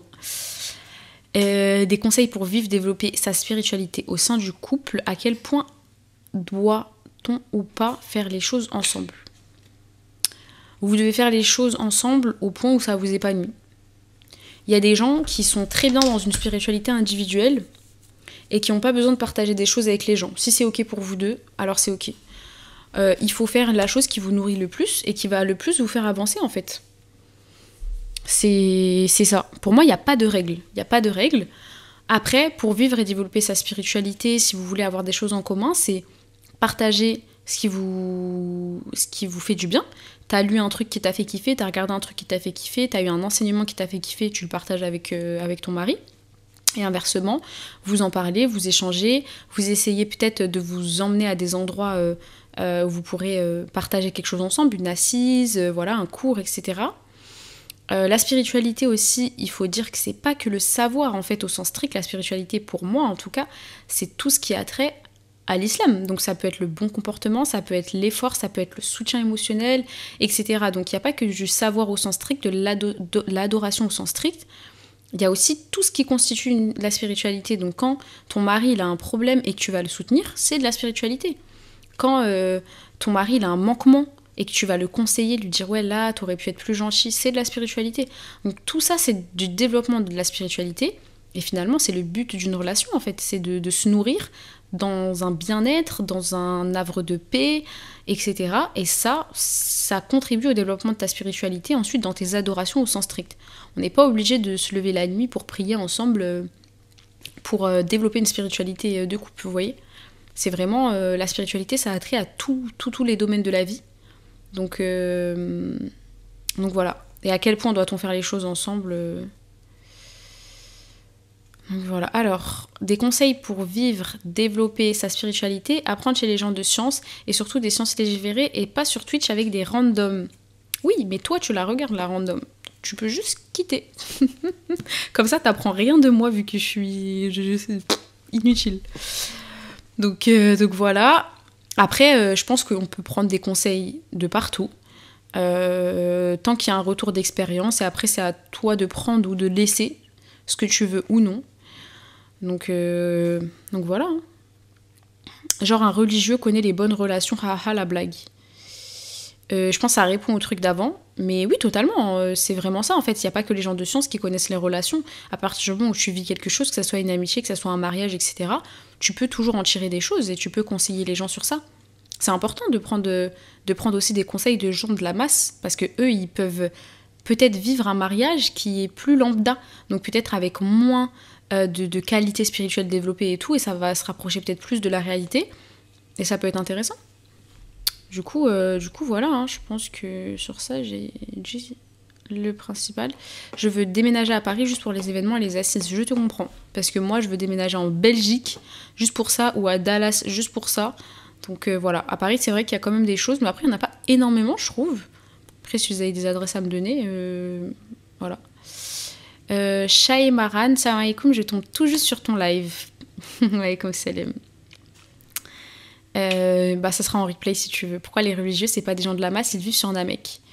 Alors, oui et non. En fait, une personne qui a développé une spiritualité peut-être plus élevée que le commun des mortels, va peut-être avoir des conseils qui sont plus high level et qui vont être peut-être moins adaptés à la réalité du terrain, parce que lui, en fait, a un tel edeb que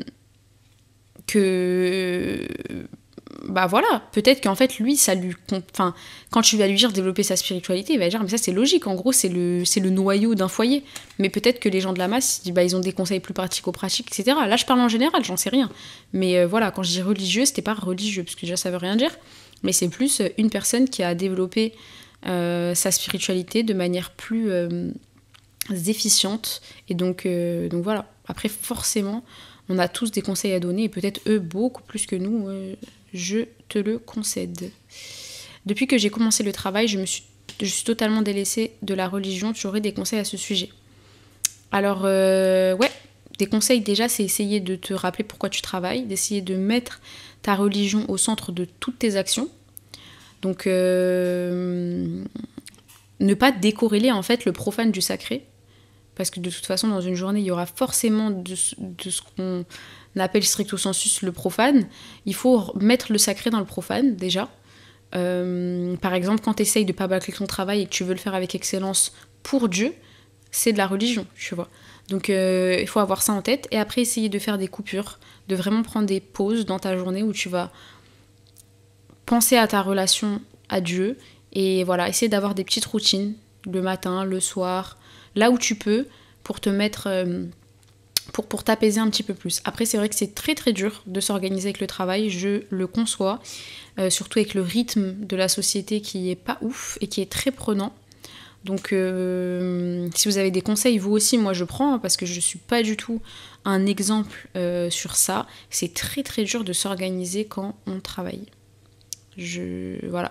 À part, franchement, c'est vraiment le conseil le plus gros que j'ai, c'est essayez vraiment de mettre le sacré dans le profane. Déjà, ça va prendre un autre sens à ce que vous faites. Amal, OMG, Dallas aussi, mais je voulais rester un peu plus réel. Ouais, non, mais Dallas, c'est...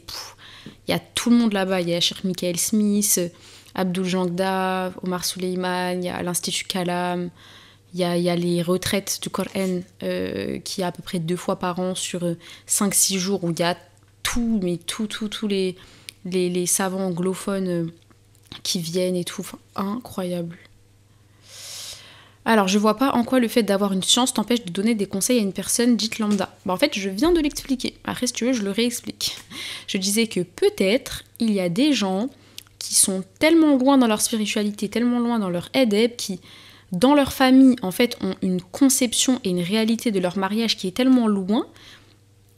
Donc peut-être que quand tu vas leur poser une question, ils vont être un peu éloignés de ta réalité qui est basse, et ils vont peut-être te conseiller des choses qui sont trop high level, ou peut-être ils vont pas avoir une vision de la réalité de certaines personnes de la masse, etc.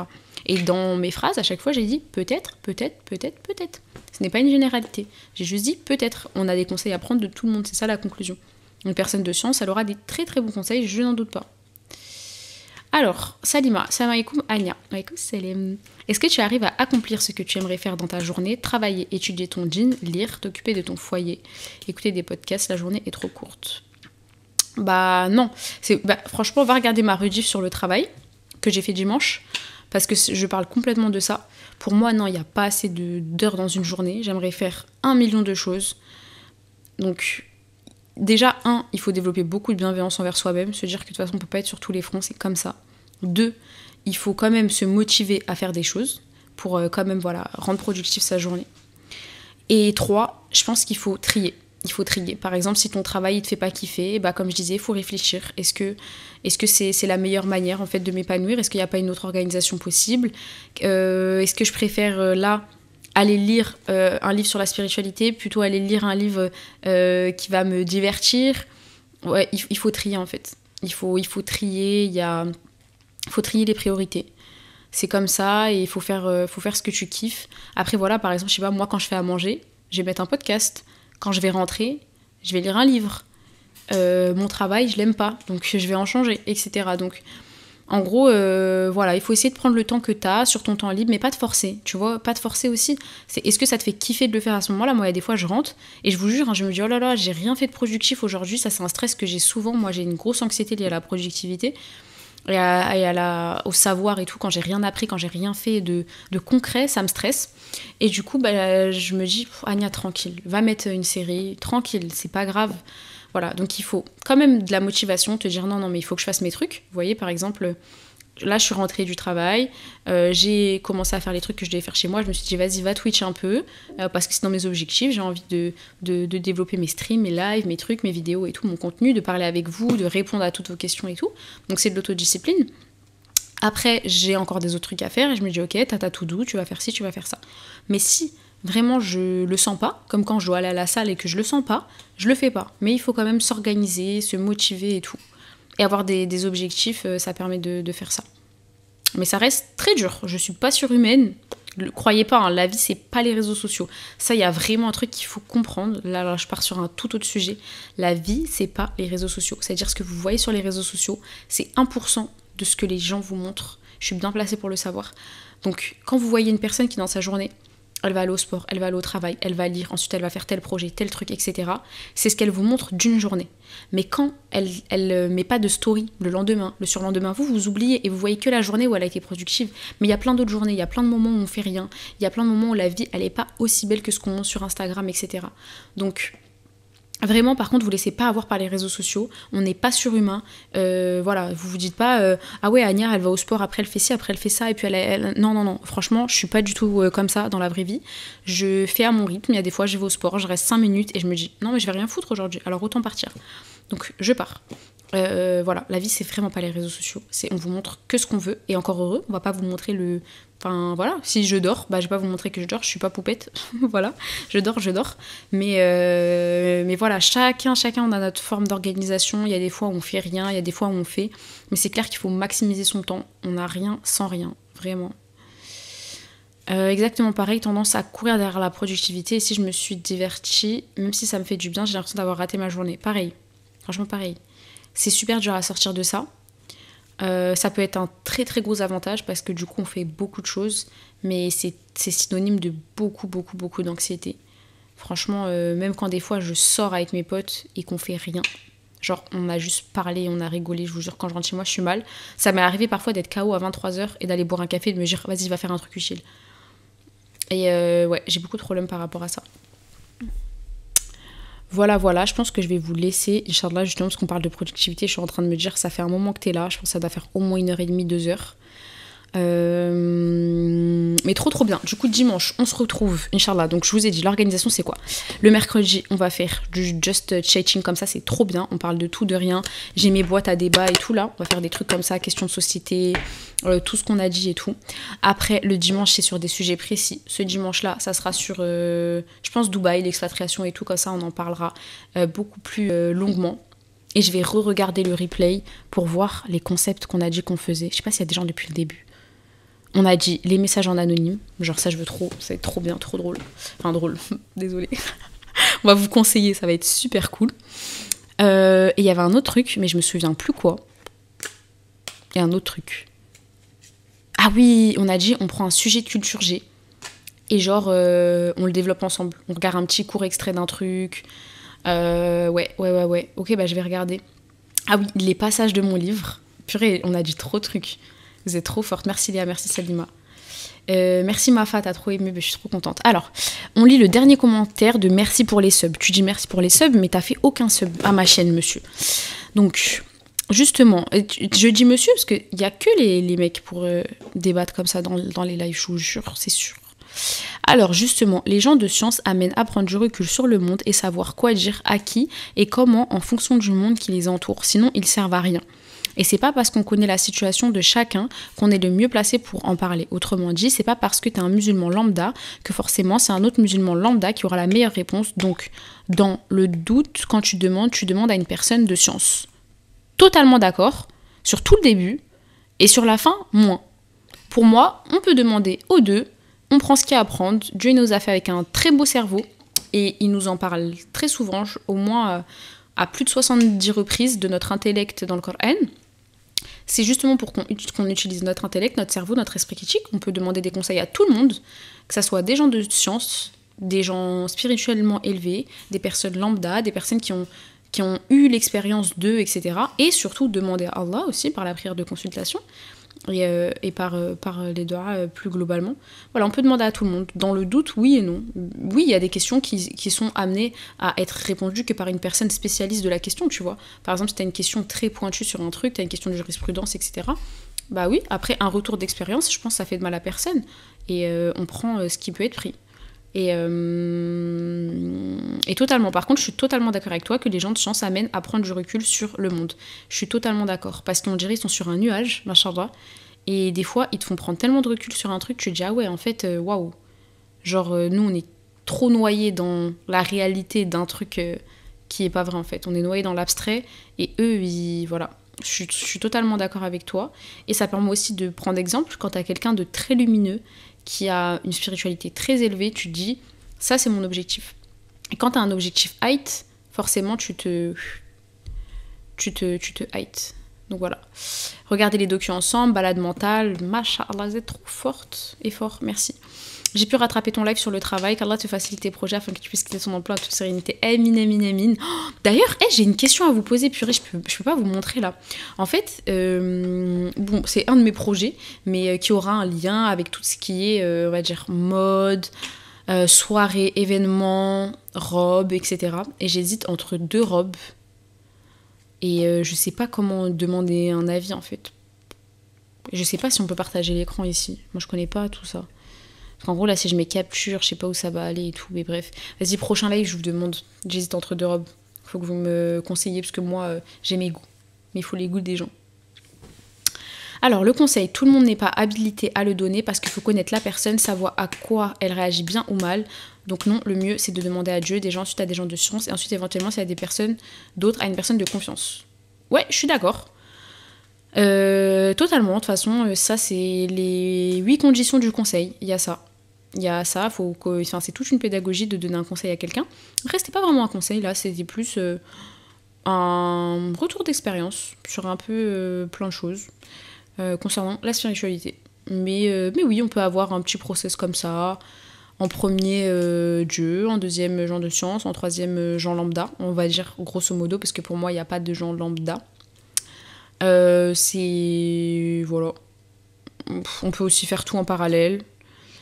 Mais pour moi, primordialement, c'est vraiment de développer l'esprit critique des gens, l'intellect des gens, pour que ces gens-là, en fait, ils puissent justement pouvoir demander des choses à des gens sans qu'ils aient besoin de trier, en fait. Et c'est à eux, ensuite, de faire leur propre... ok, ce conseil-là était intéressant, etc., etc. Mais ouais, t'inquiète, je sais que tu parles pas de moi en particulier. Hein. Je prends pas comme une attaque personnelle, mon ref. Y a rien. On te conseillera, Inch'Allah, pour tes robes trop bien. Je vais essayer de trouver comment on fait partage d'écran. Carrément, je vais tout vous montrer et vous allez choisir avec moi. On va ouvrir on va choisir mes produits ensemble. Voilà. Donc, c'est tout. Bon jeudi, demain, Inch'Allah. Bonne soirée. Que Dieu vous préserve et vous aime. Et j'espère que vous aimez bien. Et je vais essayer de voir pourquoi l'image, ça faisait le lag. Je sais pas si ça le fait encore, d'ailleurs. Et voilà. Merci beaucoup. Gros bisous. Imaginez, là, je crois que j'ai arrêté et j'ai pas arrêté. Genre là, vous dites, oh là là, elle s'est trompée. Un jour, je vais vous prendre comme ça. Genre, je vais dire des trucs de ouf et tout. Je vais me dire, oh là là, Ania, elle a pas arrêté l'enregistrement et tout. Non, attendez, je voulais regarder une question. J'aime bien. Alors, une petite question. Vrai ou faux? 4 entreprises dans le monde sont autorisées à produire le papier des billets en euros. C'est vrai. Ils disent les ingrédients sont le coton et le lin, mais la composition est un secret bien gardé. Vous voyez, juste ça, là, par exemple, cette question et cette réponse, elle m'a donné envie d'aller regarder des reportages sur les faux billets. Sur les faussaires et tout et tout. Et c'est quoi, genre, tout le dark... le dark business de tout ça, en fait. Genre là, ça y est, je veux savoir. D'ailleurs, comment on fabrique un billet, du coton, du lin, pour moi, je savais même pas. En fait, je croyais qu'un billet, c'était de l'arbre. Où est-ce qu'on peut acheter des cartes à débat? Ah, Emma. Ça, c'est la boîte Je sais tout. Ça, c'est la boîte à débat pour de bons amis. Il y a la boîte à débat pour les familles. Il y en a plein. Moi, je kiffe trop. Voilà. Les filles, barakallah. Gros bisous.